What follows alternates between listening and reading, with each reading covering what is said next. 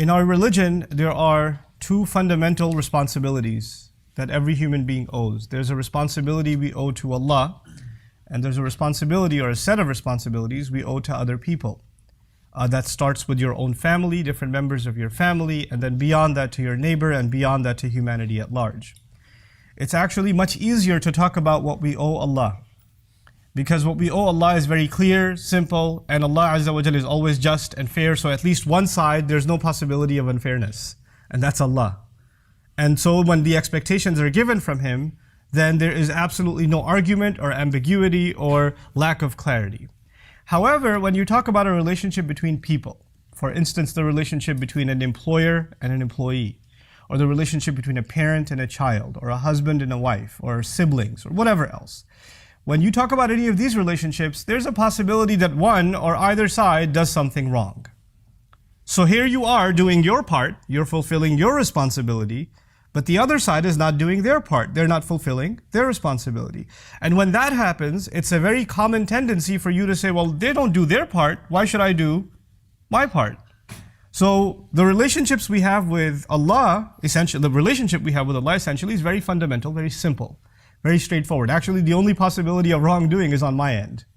And that's why we begin our relationship with Him with the first dua in human history, رَبَّنَا ظَلَمْنَا أَنفُسَنَا وَإِن لَمْ تَغْفِرْ لَنَا وَتَرْحَمْنَا لَنَكُونَنَّ مِنَ الْخَاسِرِينَ. Master, we wronged ourselves.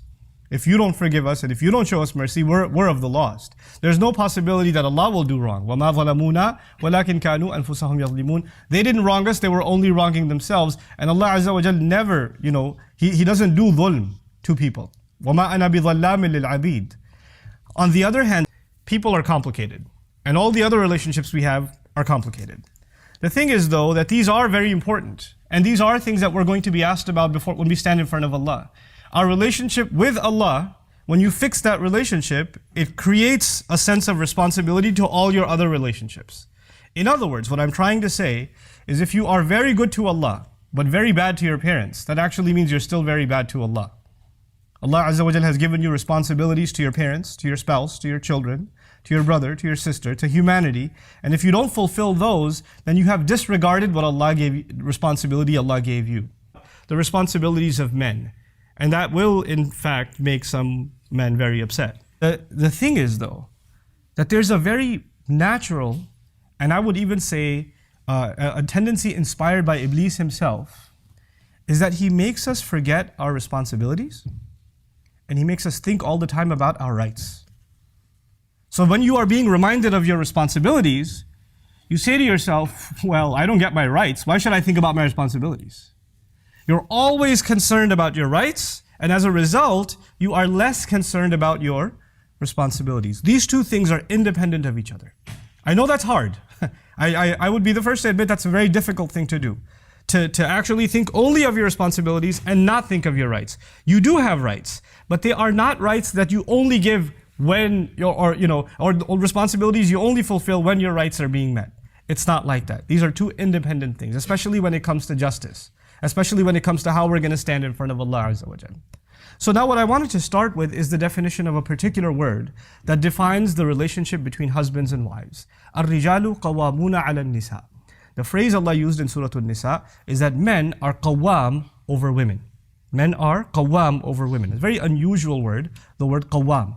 And that seems to be the foundation of how this unit is supposed to operate. And what men owe women and how women are to react to men is captured in this one phrase. Everything else, it's a long ayah, everything else that follows in this ayah is actually in the shade of this one statement. الرِّجَالُ قَوَّامُونَ عَلَى النِّسَاءِ. And that fundamental word, qawwam, and what does that mean for you and me? The word qawwam comes from the Arabic word qiyam, to stand. And it has several implications. It's one of the very fluid words of the Arabic language. It's a very powerful choice of Allah for this word to be used. There are many other words you can use, but this word in particular, one of the things that makes it unique is that it shares its origin with one of the names of Allah too. Allah's name in Ayat al-Kursi, Allahu la ilaha illa huwa al-hayyul qayyum. The word al-qayyum is actually from the same origin as the word qawwam. The meanings of that word include someone who's constantly active. Now that's the first hint to myself and you about relationships. This relationship is not something that will carry itself. You'll have to actively maintain this relationship. There's something, the love between spouses is not something that just carries on. It has to be maintained and nurtured and flourished. It needs to be something that one needs to come back to. You cannot assume that it's there. It can dry up and it can fizzle away. The assumption that something has been forgiven or the feelings of hurt are gone. That assumption, the hurt doesn't go away on its own. You have to work on getting rid of it. You have to fix it. So there's an active role necessitated. You know, sometimes people are living under the same roof. They're not talking to each other for years. Or not any real conversation anyway. How was dinner? How was work? How was traffic?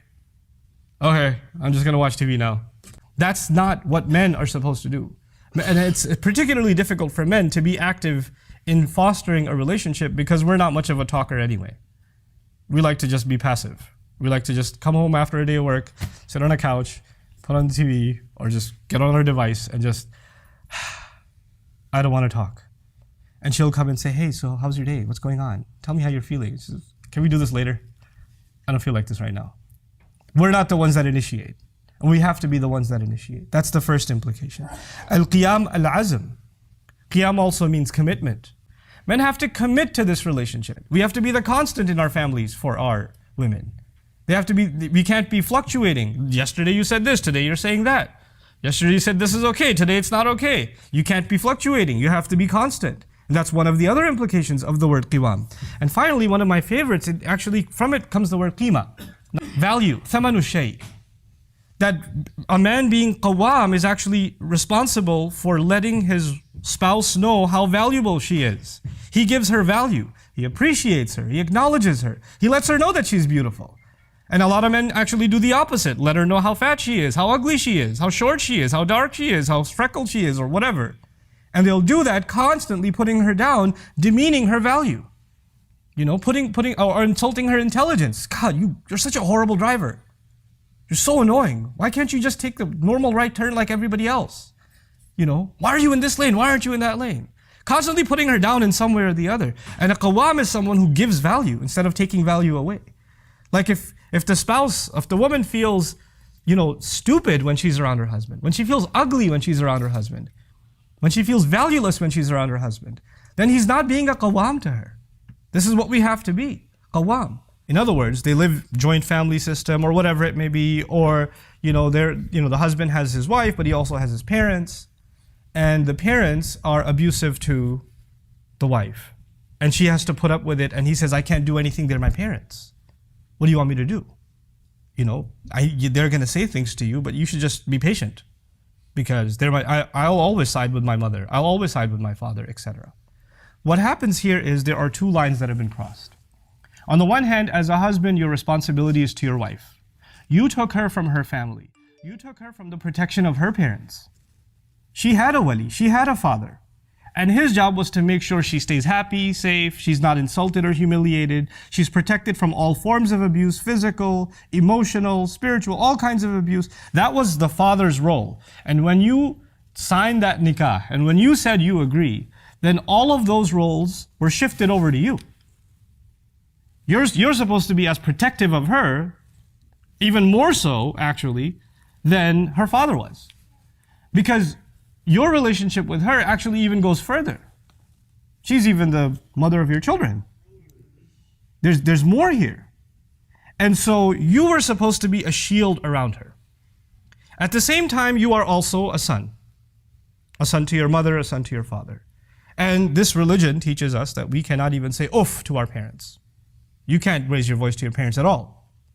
Now you are being pulled in two different directions. You have these enormous obligations to your spouse. Mithaqan ghalidha, the Quran calls it. A heavy contract, a heavy agreement. It's not a light thing, marriage. And on the other hand, you have this enormous responsibility to your parents. And sometimes they make you pick which one you're going to be good to. And your job is actually to draw a line and say, this is what I will do for my wife, this is how I will take care of her, and this is how I will protect her. And to let your parents know, you can say whatever you want to me. You can beat me up, you curse me out, I'm your kid. You do whatever you want, that's fine. I'll take it. But you can't touch her. You can't say a word to her. She's not yours. She's not your responsibility, and she's not your child. Especially the culture I come from, You know what they say when the girl's getting married? They say, oh, she's like our daughter. Oh, it's like we have a new daughter in the family. Beware when you hear those words. Girls, be thoroughly warned. Because when they say she's like our daughter, trouble is looming. Just a couple of weeks later, there's going to be commentary about how you didn't cook, or you cooked, with too much salt, or, you're lazy, or you didn't clean, or some stuff is going to begin. No. The relationship between this woman and her husband's family, first and foremost, is a relationship of mutual respect. She has to be treated with respect, and she has to treat with respect. When it comes to rights and obligations, she is under no obligation to obey your parents. I'm sorry. I'm sorry in that I feel sorry for you that you believed that for so long. But your wife has no obligation to obey your parents. And if you are forcing her to obey your parents and serve your parents, you are engaged in an act of injustice. You're being abusive. You're not a QAWAM. You're not the QAWAM Allah made you. You were supposed to be taking care of her. You didn't bring a servant into the family. And you're not supposed to be giving her lectures about you have to be patient, they're elder, they can say whatever they want. No. When even our family does something wrong, Allah commands us to stand up for justice. Even if it's وَلَوْ عَلَىٰ أَنفُسِكُمْ أَوِ الْوَالِدَيْنِ وَالْأَقْرَبِينَ. You have to stand up for justice, even if it means you have to stand up against yourself. Meaning if you've done something wrong, you have to own up to it. And if your parents have done something wrong, you actually lovingly, respectfully, head down, humble voice, you still have to let them know, you can't do that, mom. I'm sorry, you can't do that. Because Allah will not be asking you, Allah will be asking me whether I was qawwam over my wife or not. If you cannot be that shield, then you are in violation of what Allah expects from you as a husband. The Rasul says, خَيْرُكُمْ لِأَهْلِهِ. The best of you are the ones that are best to their families. This last bit that I wanted to share with you, please take note of it. There are three kinds of abuse that I want to highlight. Three kinds of abuse. The first of them is the worst of them, or you think it's the worst of them, is physical abuse. That is absolutely out of the question. Rasulullah sallallahu alaihi wasallam outright, لا تضربوا إماء Allah, do not hit the female slaves of Allah. Outright. Do not hit the female slaves of Allah. Now Allah's Messenger could have said, لا تضربوا النساء, don't hit women. Right? Don't hit women. Because the female slaves of Allah are women. But the power of those words is that, when you call them female slaves of women, female slaves of Allah, then their relationship fundamentally, who owns them? Allah does. And when you mess with someone else's property, like if you destroy my car, you haven't offended my car. Who have you offended? You offended me. If you came after my child, you haven't just insulted my child or abused my child, you've abused who? Me. I will come after you. You understand? If they are Allah's property and you hit them, who is coming after you? Allah. La tadribu ima Allah. Watch it. They belong to Allah. That's what the Messenger says, sallallahu alaihi wasallam. So physical abuse is absolutely out of the question. The second kind of abuse is emotional. And emotional abuse could be verbal. It could be when the husband is not around, the in-laws come along and say, by the way, you're just here for a little bit. We can get rid of you whenever we want. That's my son. And when the husband's home, then how are you? You're so sweet. You're so kind. And this girl's going crazy like, when he's not around, they turn into the devil. And when he's around, they turn into an angel. So when I try to tell my husband that they're crazy, he says, what are you talking about? They're so nice. You're crazy. And this is a kind of emotional abuse. A husband and wife have to have a trusting relationship. They have to. If you don't have trust, you have nothing. There's nothing there. This is not a blood relationship. Marriage is a contract, which means you agreed to share a life together. And that requires the utmost amount of trust. If you can't even trust what she's saying to you, if you think that she's lying to you all the time, then what makes this marriage a marriage is not there. It's not there. For you to say, oh, I can't believe that, I can't believe that. If you can't believe it, then I don't know if you're in the right marriage. There's something fundamentally wrong. Something far deeper than just abuse. There's not even a trust left inside the marriage. Emotional abuse is sometimes verbal, and sometimes it's not even verbal. Sometimes it's the way you're looked at. Sometimes it's the way people sit around you. She comes into the room, they get up and walk away. They don't even turn their face this way. They change the tone of their voice. Sometimes even the way in which you say, wa alaikum assalam. She says, assalamu alaikum. Mother-in-law says, wa alaikum assalam. Or she doesn't say anything at all. That's a pretty abusive statement, to not say anything at all. And it's unacceptable. The last of the abuses, though, is the scariest one to me. And that's spiritual abuse. When the wrong is done, and then the religion is quoted. Allah says you have to be good to parents. This is what Islam teaches you. And they'll do the wrong, and then they'll invoke Allah and His book and His Messenger sallallahu alaihi wasallam, who are completely innocent of this nonsense. And then that's the religious or spiritual kind of blackmail and abuse that goes on in families. This needs to come to an end in your family. I'm only talking to the men right now. I'm not upset with parents. I'm not upset with, with anybody else. I'm not even upset with you, but I'm just giving you and myself a reality check. Look, our parents are not evil. They're not. They were brought up in a certain culture. They were brought up in a certain environment. They have certain norms that they've come to become used to. And some of those things are not right, but they don't realize that. They just do what they think in their mind is right. They're not. Nobody's purposely evil. They're not. Even though some women believe that about their in-laws. Nobody's intentionally evil. Everybody just thinks from a very different point of view. You, however, are in the middle. You're in the middle of two worlds that are pulling at you. And you're going to have to you're going to have to be the voice of reason and justice. And you know what that means? Sometimes you're going to have to take the side of your parents. And sometimes you're going to have to take the side of your wife. Because nobody's always right. And sometimes you will make a mistake too, and then you'll have to admit that you made a mistake. That's going to have to happen too. Which means the role that you are in, this middle role that you're in, is a very difficult one, and it's a role in which you will constantly be the object of criticism. Somebody will criticize you all the time. Because whatever decision you make upsets someone. Somebody will, congratulations on being a man. That's what it comes with. That's the role you have to play. الرِّجَالُ قَوَّامُونَ عَلَى النِّسَاءِ. Congratulations. That's the role Allah has given us. If you don't understand that, you feel like this ayah is about this absolute authority Allah has given us, and we get to do whatever we want with the women under our authority. The word qiyam has nothing to do with authority, first of all. It has to do, like I said, with being active and making sure that you constantly check yourself and make sure that the relationship remains healthy, is commitment, is constancy. From it comes the word istiqama, which means fairness, even al-adl. One of the meanings of istiqama is adl, that they maintain fairness over it. One of my favorite meanings of it that I didn't even share with you is qum. From qiyam comes the word qum, which means al-qasd.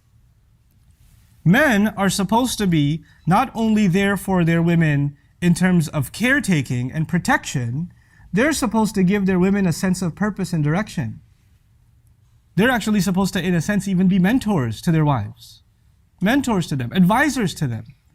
This is what you should do. Hey, let me help you fulfill this goal or that goal. How many times there are, especially in abusive family situations, there are women that used to have goals. I want to start an orphanage, I want to do this, I want to write a book, I want to do that, and they don't get to do any of it. Who is supposed to encourage them and open up that door for them and say, yeah, you should do it. I know you make a mean paratha, but you can also write a book. You should work on that. Who was supposed to encourage them and do that? That was supposed to be the husband. He was supposed to open that door. So I pray that Allah Azza wa Jal gives us and our children the ability to be raised mentally as QAWAM.